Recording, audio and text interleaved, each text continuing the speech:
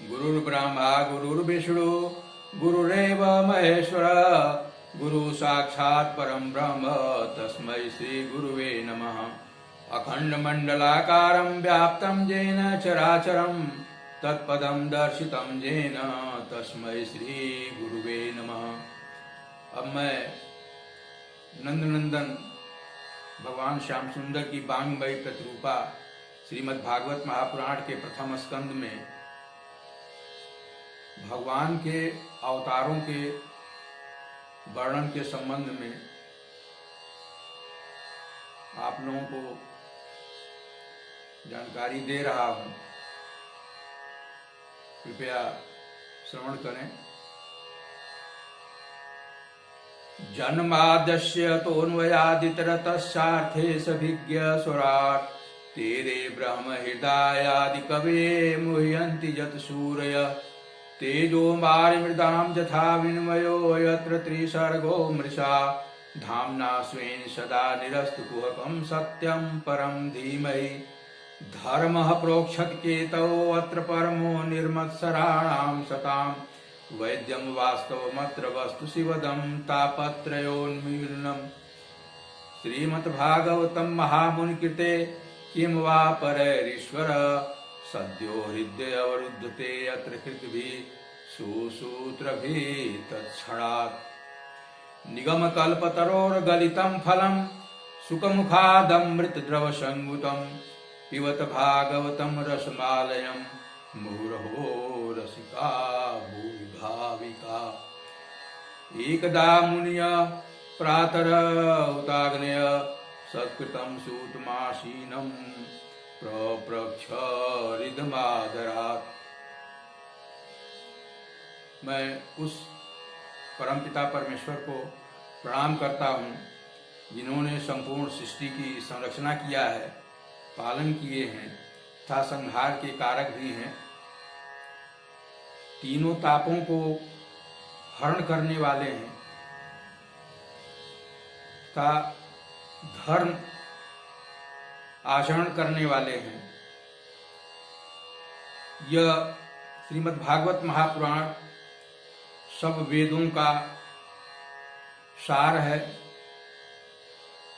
जैसे वृक्ष का पका हुआ फल स्वादिष्ट होता है, मधुर होता है, मीठा होता है, वैसे ही श्रीमद् भागवत महापुराण यदि शास्त्र है तो अन्य शास्त्रों को पढ़ने की कोई आवश्यकता नहीं है। और भगवान की जब कृपा होती है, जब आपके अंदर श्रवण करने की इच्छा पैदा होती है, तो भगवान स्वयं आपके हृदय में आकर के वास करते हैं। एक बार नैमिषारण्य क्षेत्र में शौनकादि ऋषियों ने महामहिम सूत जी से यह प्रश्न किया कि हे महामहिम, कलयुग में जीवों के कल्याण के लिए कौन सा सुलभ साधन है एवं भगवान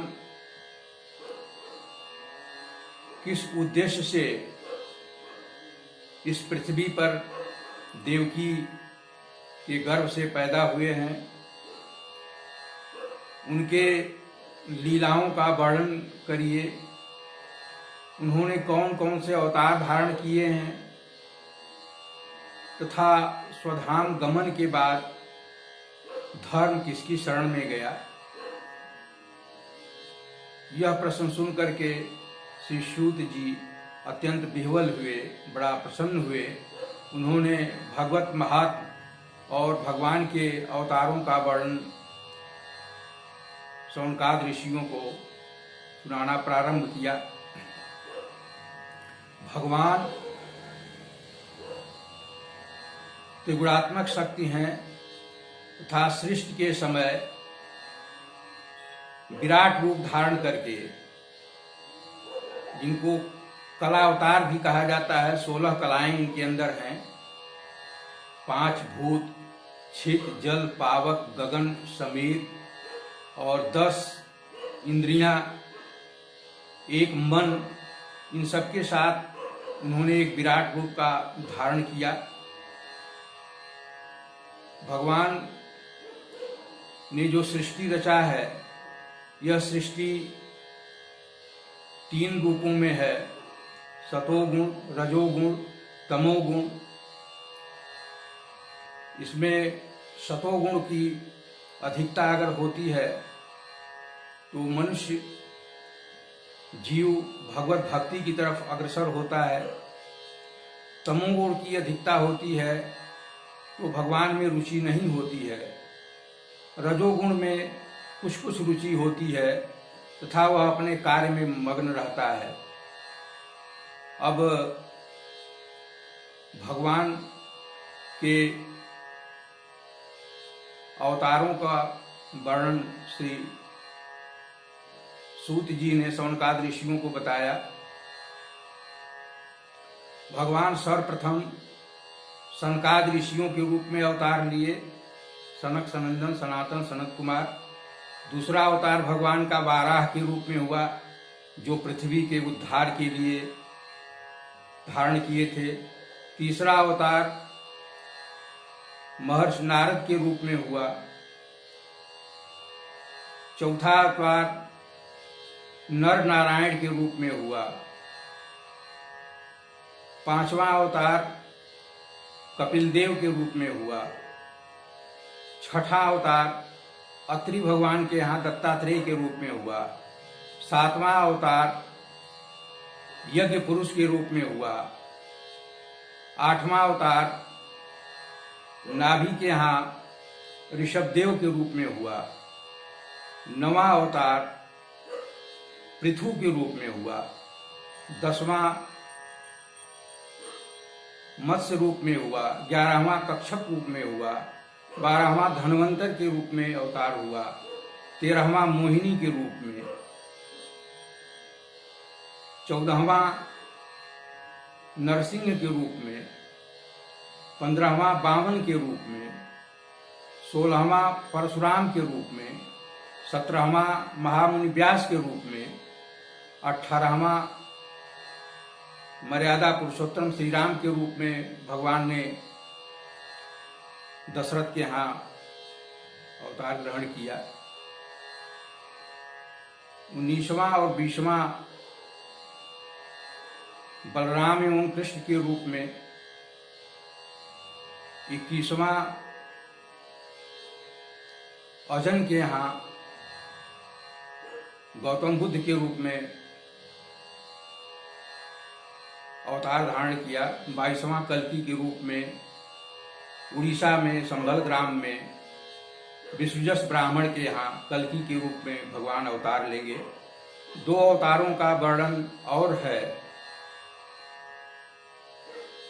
हयग्रीव और हंस।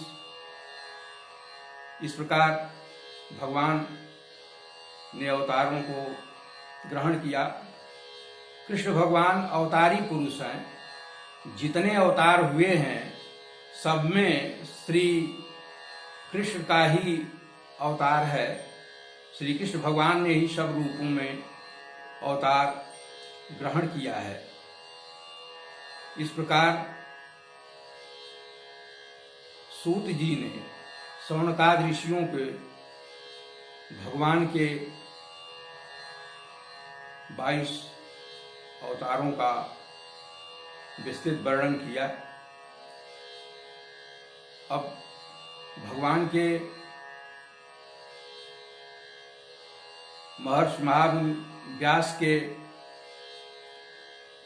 असंतोष की कथा एवं नारद चरित्र के पूर्व जन्म की कथा मैं दूसरे भाग में प्रस्तुत करूंगा, उसे भी आप लोग श्रवण करिएगा। अब मैं कथा को यहीं पर विश्राम देता हूँ। आप लोग इसे श्रवण करें, आपके परिवार का कल्याण हो। यह कथा प्रतिदिन श्रवण करने से भगवान अत्यंत प्रसन्न होते हैं तथा परिवार में सुख शांति समृद्धि बनी रहती है। आपको मनोवांछित फल मिलता है।